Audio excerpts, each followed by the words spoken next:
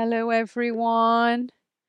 This video is on celestial experiences. And some of us can believe that on our spiritual path, it's necessary to have big celestial experiences. Otherwise, we're not doing it right. We have to have something massive happening. We have to have clairaudience, clairvoyance, Jesus coming down on a unicorn, a big glitter storm, or, seeing things and having connection to all beings and moving into their bodies, and the desire for some people to want to go on ayahuasca trips. And there can also be this sense that if you're not having celestial experiences, then you're not awake, you're not enlightened. And this isn't true. People have different physiologies. Some people just, what they experience is just very subtle and a slow, intense stillness in their life, or maybe just more common sense and less desire to lash out or hurt other people. And I'd like to talk briefly about refined states of higher consciousness, because everybody bangs on about these big states of consciousness where we imagine that something grand is going to happen and we're maybe going to see angels or hear things, or the world's going to change completely and maybe we'll lose our body and be half in half out. I mean, I don't know, we can imagine all sorts of things. But what I'd like to focus on is the more refined states that sometimes are overlooked. You could have one person and they just realize, "That doesn't feel good to be unkind to my friend," or "That doesn't feel good to lie to other people." And those are unrefined higher states, because why doesn't it feel good? It doesn't feel good because on a subtle level, you know that you're connected to that other person, that there is no real difference between yourself and the other person on a very fundamentally deep level. And because that inner knowing has arisen within you, you kind of find it uncomfortable and sometimes impossible to treat them disrespectfully. And so that's a beautiful, unrefined higher state. Sometimes we just have a desire to go and rescue an animal, to adopt some little creature and to take it into our heart space and to look into its eyes and to feel love. And that is an unrefined higher state of consciousness, because we're connected to all beings and we can connect to the beings through the eyes and know that the consciousness behind the eyes of the animal is the same consciousness that's behind our eyes. And that is an unrefined state. And so sometimes when I see people walking their dogs or rescuing animals or having like special moments with their animals, it's so beautiful because they're in an unrefined higher state of consciousness and they don't realize it. And they think, well, I'm not in a higher state of consciousness because I'm not seeing angels, or I'm not, you know, hearing a cosmic hum, or I'm not a meditator.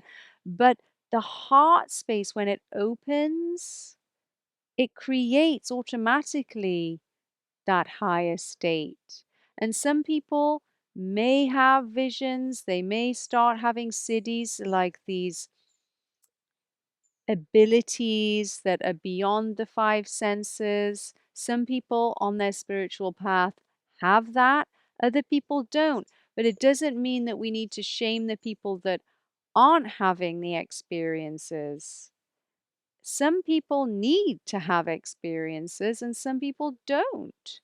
Some people really want the experiences, maybe because they can't believe otherwise. So nature will give them those experiences to encourage them along the way. It's like a little gift, like you're going in the right direction, some reassurance. And some people need more reassurance that We are all interconnected, and they will receive things that other people won't.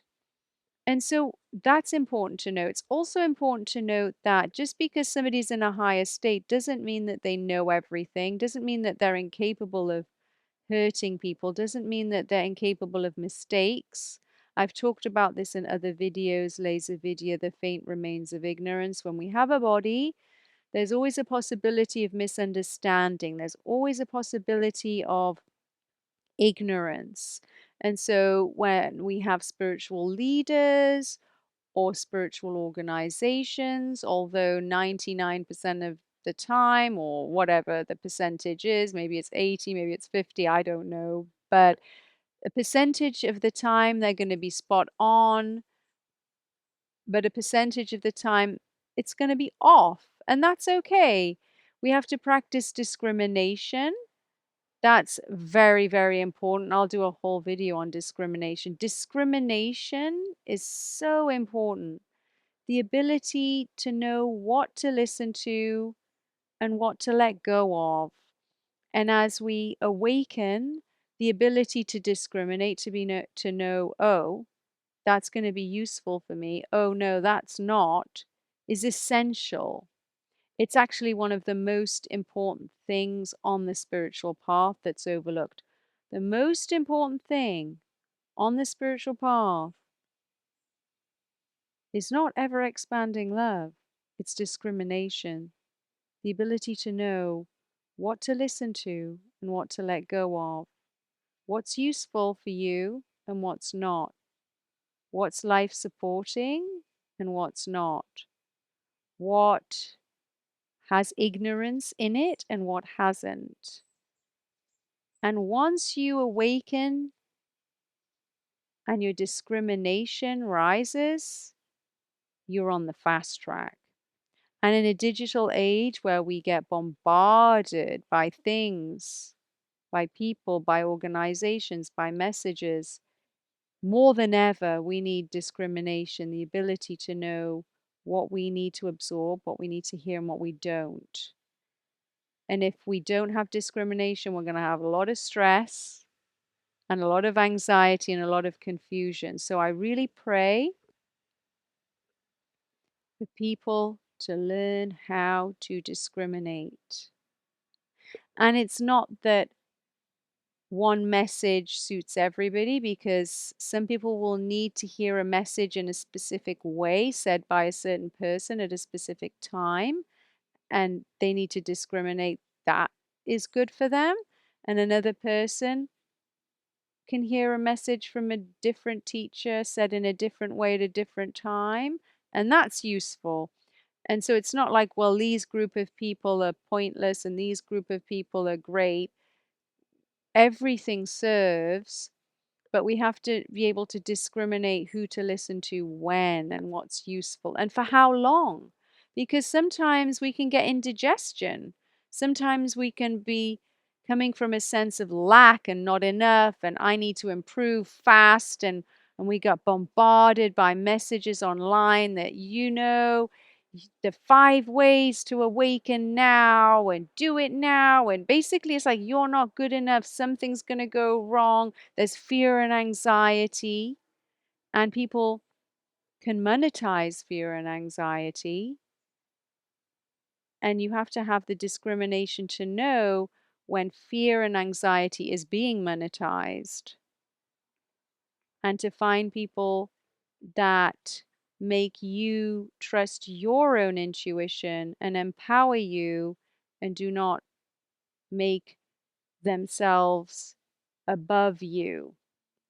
Anybody making themselves above you isn't really being of service, because we're all equal. And that can be confusing, because you've been given the message that some people are better than other people, some people know more than other people. Yes and no, that everybody has blind spots. I have blind spots. You have blind spots. We are equal. Oh, really? but you're more enlightened than me, or I'm more enlightened than you. This is just a mental space. We have to move away from that. We have to come into our heart spaces and be humble and understand that lessons come in many different forms from many different people and beings at unusual and creative times. And we can learn from people, but we have to know what to take in and what to drop.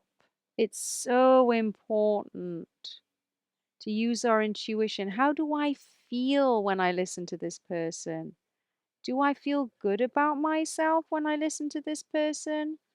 Or do I feel like I'm not good enough, or I'm not fast enough in my life, or I need to be doing more, or things are going to go wrong? Does listening to this make me anxious? It's very simple. If it makes you anxious, it's not the truth. It's not for you. Drop it. Just drop it like a hot stone and just go and be yourself. You're your teacher. You know yourself more than anybody else knows you. So if somebody's trying to tell you that they know you more than you know yourself, how does that work? That doesn't seem like the truth. How can somebody know you better than you know yourself? You're yourself.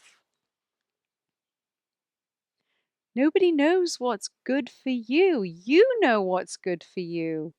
You just get sensitive. Just get sensitive to, how do I feel after I've interacted with that person? How do I feel after I've listened to that podcast? How do I feel after I've been with that friend, or that person has said that thing to me? Do I feel uplifted? Do I feel deflated? Some teachers have the capacity to cause a little bit of de-stressing, and it's not all bad, but we also have to discriminate when that's happening too. Oh, that person's just reflected something within themselves and in me that's causing me to de-stress. I'll probably get over it and see it a different way the next day. So just be patient too. Gurus have a tendency to kind of shake things up sometimes depending on how they teach. But just be open to notice how your body feels when you're around people. Do you feel safe? Do you feel safe? Do you feel relaxed? Do you feel seen? Do you feel less anxious? You can just plant those in the background when you listen. And when you read books also, every author has laser video, The Faint Remains of Ignorance. Every author is going to present to you a percentage of truth and a percentage of ignorance. And just because the person's a bestseller, or just because the person's put on a pedestal, or whatever they might be, doesn't matter who it is, even if it's a big spiritual book, or it's a big spiritual teacher, or it's somebody who has a PhD in the subject. Every single person's going to present to you some misinformation, and it's up to you to recognize what is truth and what isn't. And so I pray that discrimination arises within all of us, and we know what is useful, what is nourishing, what we should absorb through our ears, through our eyes, through our senses, and what we should move away from. And when we move away from it, if we need to move away from it, may we move without any judgment, without any irritation, just allowing ourselves to relax and know that our intuition is going to take care of us. Jai Gurudev.